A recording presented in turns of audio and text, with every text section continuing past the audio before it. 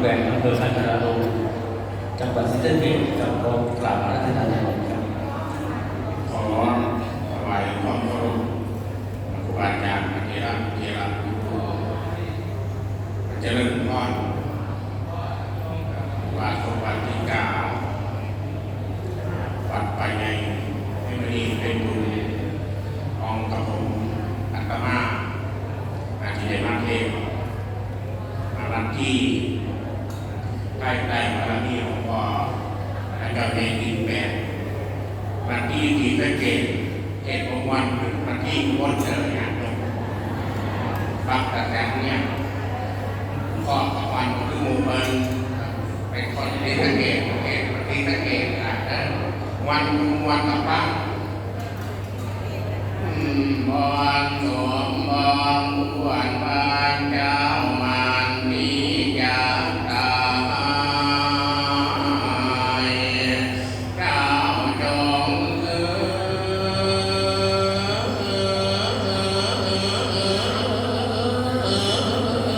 ื่อตาย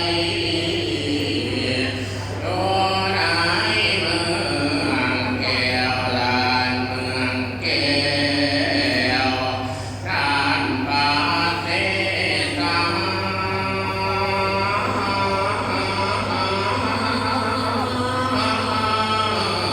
ตุนตะลักนครบวรเดียรานาแล้วผู้ปีนี่จากตาปาสาตังเกิดลำตาโก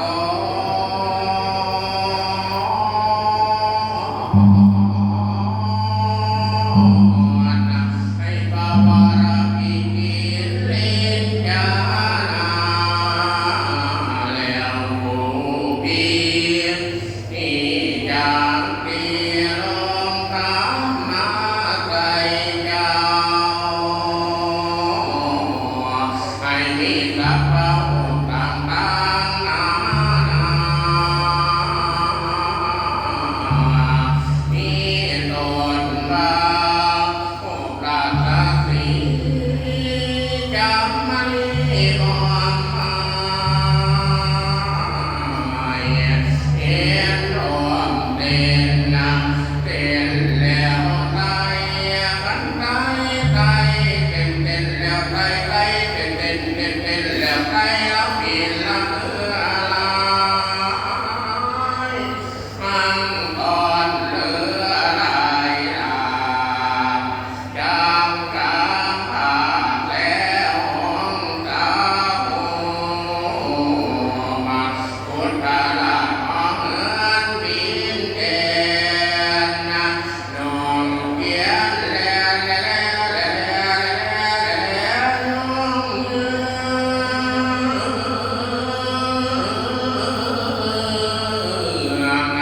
มีน้ำอกน้องอัตตา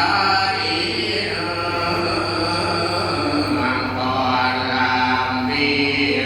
น้องแก้วเต่าเพียงปีสีเขียวสี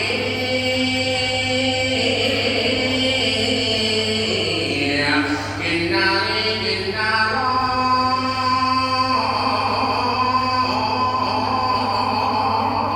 อนมังกรวางเตือนก่อนป่าเตือนน้ำก่อนแล้วมาต้มกันมีเรือไรพาลานแดดพาแดดโอกน้ำและนาที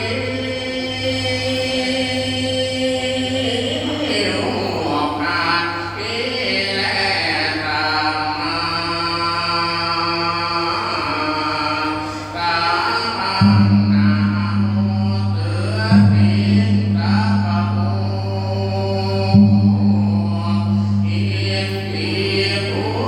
ยิ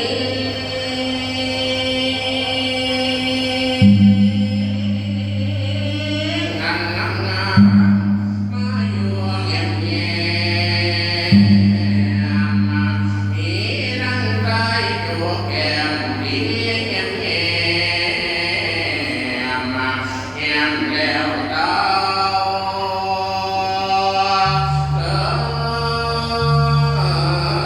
เ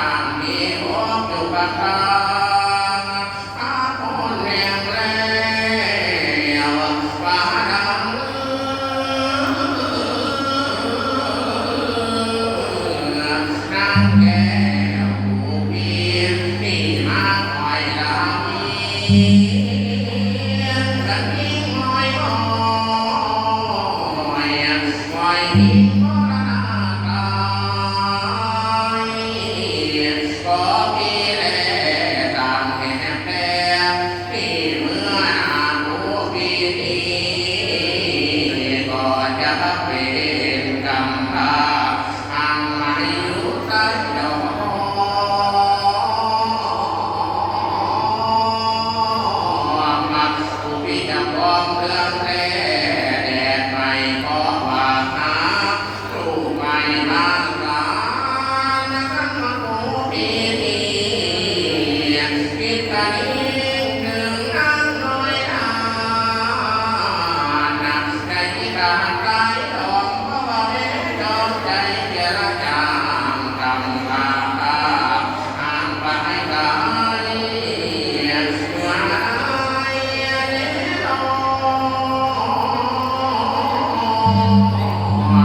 พยัญลมที่ต้นกายนำดีคนตามอนลายโอรา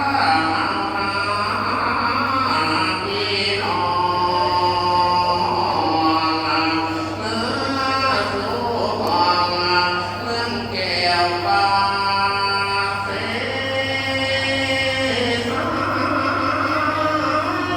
เจ้าป่า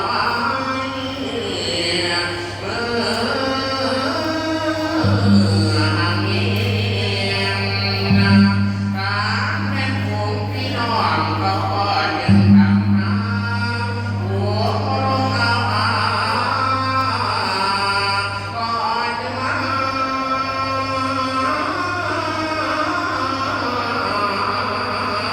ตามไปนางยอดแก้วที่มากับบ่ได้มา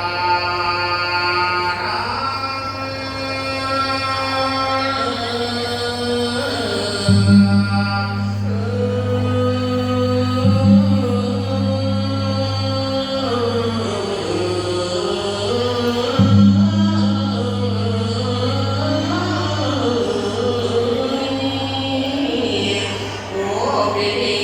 บ่ทองจ้าสิคุณนาให้บ่ข้าวแล้วข้าวไว้นะข้าวไว้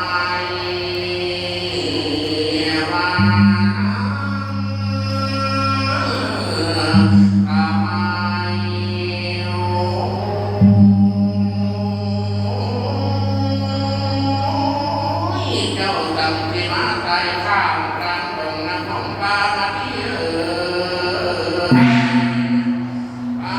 ผู้พี่นี่เป็นกำปาที่นอนแลงกูบ่มีตั้งแต่ที่เพียงเหลียวเห็นตาพันละยาลูกน้อยอ่อนบัดนี้เห็นตั้งแต่บอนเจ้าที่มาลูกน้อยคอยเจ้าไปอยู่ตามใต้ตะลิงตาตั้งมาตายเสียเพียงมาต้องเกี่ยวบ่ได้เป็นตังตายบ่ได้ใจกลาเสล่างหาเอาเงินปิ้งหอมตา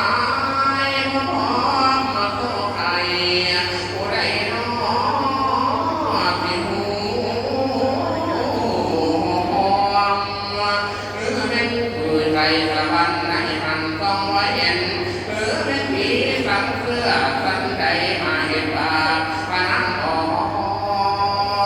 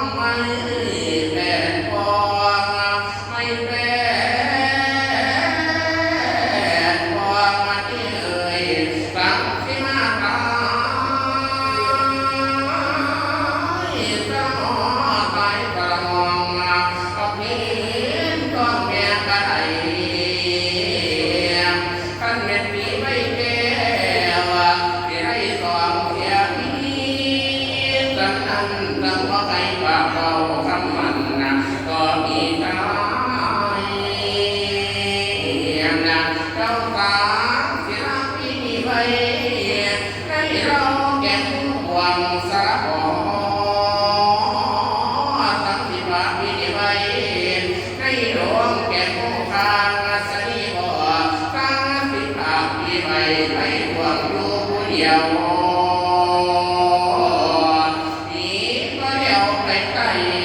ไปเหนือเห็นแต่ป่าบัดนี้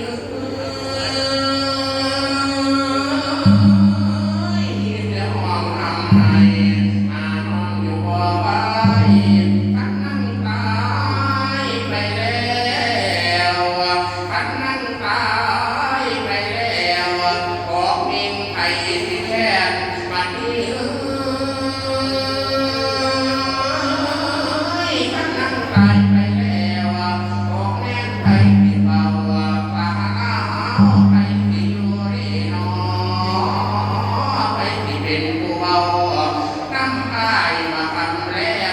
เจ้าผู้แพ้ที่ซอยย่างคอยสิตายจากสาบสังสิบาปีไว้ไปควงอยู่ผู้เดียวนายไปเที่ยวก็บ่มีคนใจไปที่มาตัดไม้ตัดตาก่อนมาทอนคุณ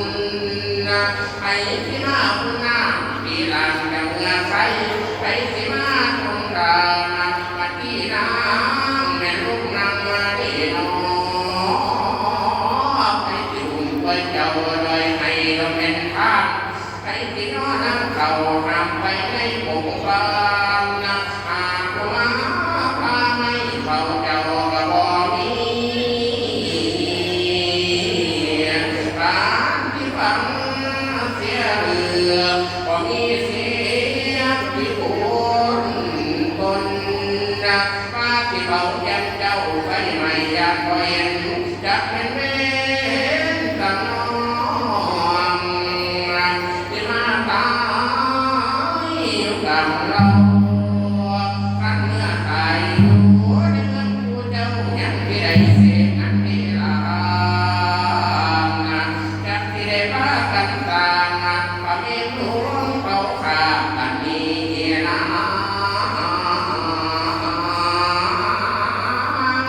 ตายอยู่ในห้องหวยไปที่เมียนกระดูกก้างไปที่มาเอาหน้ามาทุกคนพามาล้างสวยแม่นไปน้อยจังที่มาพวกป่วยนิดน้อยเขาเรียนหารักมาที่ตายยังเก็บย้อนไกลยังที่ได้แต่รักใครผัวมาที่ใครยังเจ้าหัวหัวพี่ก็ยังที่ได้บีบกันนะบีบก็หันไปกันนะน้ำน้ำสั่งพ่อกันไม่ตายนอนป่วยพี่ก็พอปั่นได้อันนี้นะนั่งมาตายย้อนพี่ที่ให้บอกก็มาหน่อยหันไปบ่ได้พอมาที่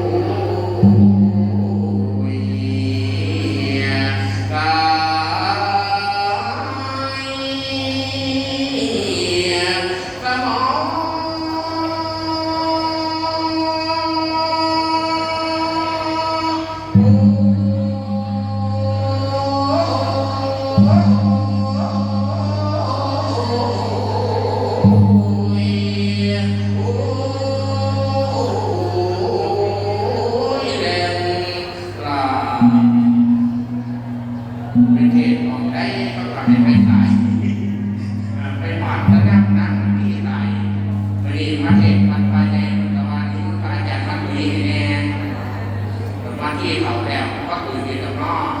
ตั้งกันนี่ละ